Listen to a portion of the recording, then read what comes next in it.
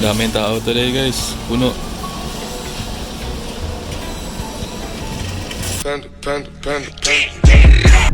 Yo, what's up? Kasama ko si Almond pala ngayon. Nag-walking kami. Pero nag-drive lang kami guys kasi medyo malayo din tong park na to eh. Pero maganda kasi dito, maluwag. And meron ding mga dogs na nagwa-walking dito. Meron ding bike trail dyan sa likod. Yun. Walking lang kami before kami mamalengke ni Almond. Pagod ako guys, galing ako naglinis ng bahay. Dami kong nilabhan. Dami kong nilabhan ng mga kumot. Then naiwan nung pag-alis namin ni Gina. Medyo mahangin dito guys. Okay, sorry naputol yung video. Ang hangin kasi. Nandito na tayo sa skate park.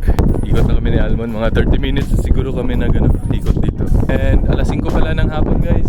Tingnan nyo yung basketball court dito. Walang katao-tao. Yan. Sa Pilipinas pa to, wala na. Puno na to. Ang dami nang naglalaro. Pero dito, wala guys. Hindi masyadong sikat yung basketball dito eh. Rugby yung sikat dito. Hindi yung rugby na mga rugby boys dyan sa Pilipinas. Shout out oh. Guys, sorry hindi na ako naka-video doon sa pag-grocery ko. Lowbat na naman. Pero bumili ako ng tinapay guys. Ayan, snack tayo. Nagutom ako. Nutella banana sandwich. Bumili din ako ng mga kamote. Paborito ko yung kamote guys. Kamote. Ayan. Bumili din ako ng saging. Ayan. Saging. Kuha tayo ng isa. Para sa sandwich natin. Ayan. Gutom ako eh. Bumili din ako ng pipino. Kamatis. Side dish din natin itong kamatis. Ayan. Pulang-pula. Sarap to guys. Side dish lang sa ulam. Si Almond. Hindi pwedeng wala kay Almond. Yung yogurt niya. Of course guys, sa sandwich natin, kailangan lang natin ng dalawang slices. Nutella. At saka saging. Solve na tayo. Parang tumigas yung Nutella natin. Ayan oh. Parang tumigas. Winter kasi. Galing winter. Parang tumigas yung Nutella. Tagal ko nang hindi nakakain ng Nutella. Minsan lang to siya napapansin sa snack namin ni Gina. And saging. Slice lang natin to siya into small pieces.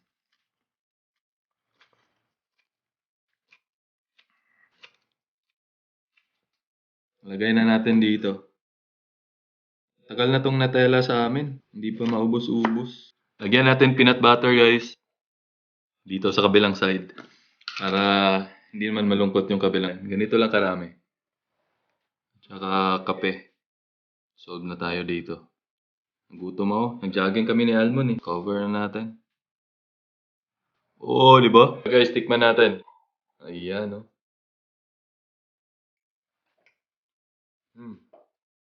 Ayos. Simpla tayo ng kape. So, ito na yung kape natin guys. Ito na yung snack. Tapos ka na nag-snack. Ay! Dito lang tayo sa labas. Masarap yung hangin.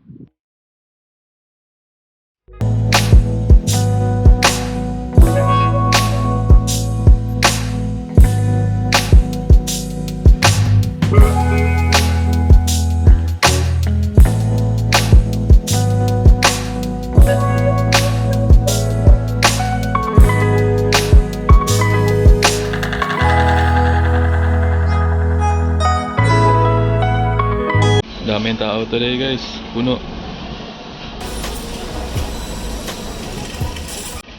Tara guys, mamalengke na tayo. Tignan natin kung ano yung mga benta dito. Merong blueberry. Ayan, mura yung blueberries ngayon at saka strawberries. Meron din tayong sweet corn, carrots at saka sibuyas na dahon. Kalabasa guys, mura lang. And ito, bili tayo nito, sibuyas kasi wala na akong onion sa bahay. Kuha din tayo ng isang kale. Favorite ko yung kale eh. Pang ulam-ulam ko. And ang daming varieties ng guys, sile dito. Tignan nyo. And mas mura na yung sile compare last season. Gusto namin mamalengke ni Gina dito sa Fish Week Market. Bukod sa mura na, nagbabagsakan ng presyo pa yan sila guys. Kagaya nito. Nagre-reduce na. Lalo na pag closing. Kasi 5 o'clock lang sila dito. And mga alas 3, alas 4, mura na. And merong tayong kangkong nakita. Pero hindi na ako kumuha guys kasi mahal. Bili din tayo ng lemon. Gusto ko ng lemon guys, lalo na pag umaga. Lagay lang sa ininit na tubig. And mura na tong capsicums, red bell pepper. Masarap yan guys, panggisa-gisa sa gulay, karne. Yan, isang bag, $4 lang siya. Okay na. Ayos, kuha tayo ng isa. So, mag-ikot-ikot lang tayo guys kung ano yung makita natin. Ito, favorite ko din to. Ang dami kong favorite na gulay guys. Yan, beans. Kuha tayo ng beans. Kuha din tayo ng pipino guys. Lebanese cucumber. Mura na siya. Minsan, naabot yan siya ng $10 per kilo. Ngayon, $4 na lang. Lagay natin sa juice natin. Okay, isang putos. Kuha din tayo ng celery. Mura na ito guys. Nag-reduce na siya ng $2 instead of 3. Kuha tayo ng isang bugkos. Okra. Pero hindi ako kumuha ng okra guys. Ayan, si China. Favorite niya yung okra. May nakita akong sayote. Ayan, hindi ko alam kung paano pag-pronounce. Chokos? Chokis ba yan dito? Kasi bihira lang yung sayote dito guys kasi nagkakaubusan. Ayan, meron din tayong papaya. $4 to $5 per slice. Meron din tayong mangga. Ilaw na mangga for $10 per kilo. Pero medyo hinog na siya guys kaya hindi ko bumili. Meron din tayo ditong ampalaya. Dalawang klaseng ampalaya. Milagro, meron pa yung naiwan na sitaw. Kasi kadalasan guys, palagi itong naubos yung sitaw. Pero hindi na ako bumili. Ang mahal. $13 per kilo. Next time na lang. Pero ito, binili ko luya. Mura na siya. $16 or $17 per kilo lang siya. Kuha din tayo ng dalawang garlic. Ayan. Kasi wala na akong bawang sa bahay. Ito na asparagus yung hinahanap ko, yung payat lang. Kasi yung mataba na asparagus guys, para sa akin tagal siyang lutuin and nahihirapan akong kainin yun. So kuha na tayo ng dalawang bugkos. Kuha din tayo ng dalawang apple, pang juice natin. Okay, let's go. Gusto ko sanang bumili ng pinya kasi mura lang siya pero hindi siya matamis guys. Meron akong nagpa-free taste kanina si kuya. Tinikman ko, hindi siya matamis. So pass muna. Yung mangga dito guys, medyo may kamahalan. $2.50 $2.50 each. And ang liit niya, tignan nyo. Diba? Okay na tayo dito sa gulay and prutas guys. Bayad na tayo. So, thank you. Thanks. Check tayo ng seafood guys. Tignan natin kung meron akong mabili dito. Pero as you can see, meron silang mga shells, meron silang tahong. Mura lang yung tahong today, $11 lang.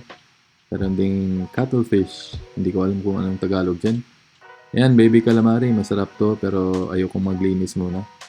So guys, ang laki nito sa personal, large octopus. Late lang siya tignan sa camera. Ito dati binibigay lang to guys or tinatapon nila ngayon. Ang dami nang bumibili ng ulo ng salmon. Ito, masarap din to siya guys, salmon belly. Meron din silang scallops guys. Naalala ko yung scallops sa Iloilo, sa Isla de Gigantes. Piso lang yung isa. Dito $8 per kilo. Favorite to ni China, oysters. Every time mag-fishing kami, meron kaming pupuntahan na tindahan. Kakain yan siya ng isang dosen ng oysters guys. Ganyan siya katakaw. Guys, galing na tayo na malengke and naligo lang ako saglit. And magluluto tayo ng dinner. Siguro baon ko na din para bukas. Ang lulutuin natin guys is gulay. Tingnan natin. Ang asparagus. Lagyan natin ng kamatis. So, since wala tayong karne, kasi nandun sa freezer, nakalimutan kong maglabas ng karne. So ito na lang yung gagamitin natin guys. Spam na hot and spicy. Ito pala yung mga gulay na nabili ko kanina. Ayan. So magluto din tayo ng capsicums. Ayan, luto tayo nito. Ito na yung gulay natin guys. Naugasan ko na siya. Yung asparagus, cut lang natin yung dulo. Ayan. So next natin i-cut guys itong bell pepper, yung capsicums. Yung technique nito is slice nyo lang dito, yung may mga lines. Ayan, for example ganito. Ayan. Ayan. And ganito lang guys oh. Ayan. So ganyan yung technique. Okay. So, tapos ko na na-slice lahat, guys. Onion natin, kamatis. Yan yung spam na hot and spicy. Yung capsicums, yung bell pepper, at saka asparagus. Una na natin itong sibuyas. Ayan, init na siya.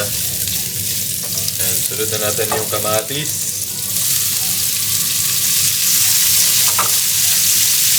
Saglit lang guys, saglit lang. And after a few minutes, sunod na natin tong asparagus.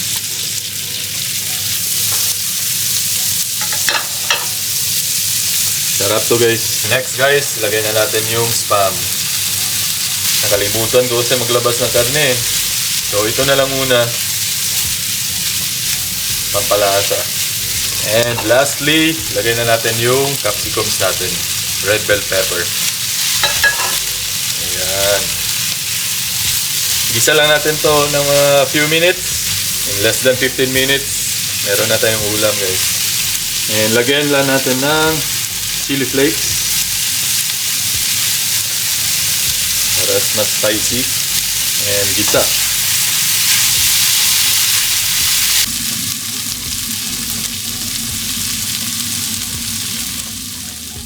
Alright guys, meron na tayong ulam. Ayan. Oop! Uy, nahulog pa. Ayan. Woo! So, kompleto ricados na. Meron na tayong gulay. Meron na tayong konting karne sa spam. Ayan, tikman na natin guys. Tikman natin. Ayos. Pwede na. Promise. Mura lang yung bili natin ito sa gulay. Meron pa akong natira doon para baon ko bukas. Ito pala yung rice ko. Basmati yan. Nilagyan ko lang siya ng turmeric powder. And ito pala is one way para makatipid kayo sa mga gastusin dito. Lalo na pag nandito kayo sa Australia. Maghanap kayo ng as much as possible. Mura and fresh na pagkain. Lalo na sa mga gulay. Favorite ko yung gulay guys. Ayan o. Thank you for watching. See you sa next video. Bye-bye.